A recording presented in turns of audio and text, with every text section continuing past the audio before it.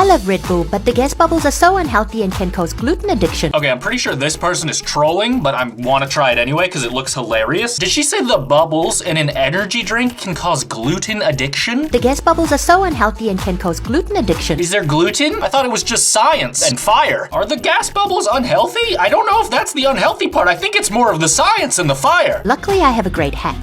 When you boil the Red Bull, all the bubbles are removed and you are left with high-energy organic vegan energy butter.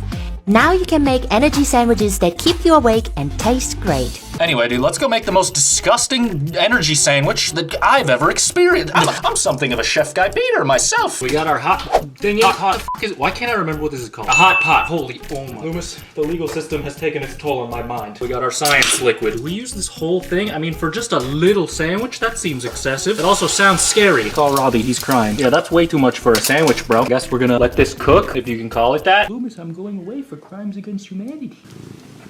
I want to go to jail too. Not gonna lie, this is starting to sound a little scary. It's bubbling. Is that good? I'm cooking. I'm Chef Guy Peter. All right, so this is definitely not working. The freaking monster is just boiling and evaporating away. So I think what I'm gonna do to try to make it into a sludge like in the video is add some cornstarch as a binder, as you might do on your social studies test or something. Hopefully this isn't flammable. I really have no idea. Should be enough, maybe. Just trying to make a sandwich, bro. I don't know if this is better, but it is more sludge-like. That's definitely working. I think I put too much. Ew, dude, that is so nasty. A bit more liquid, maybe?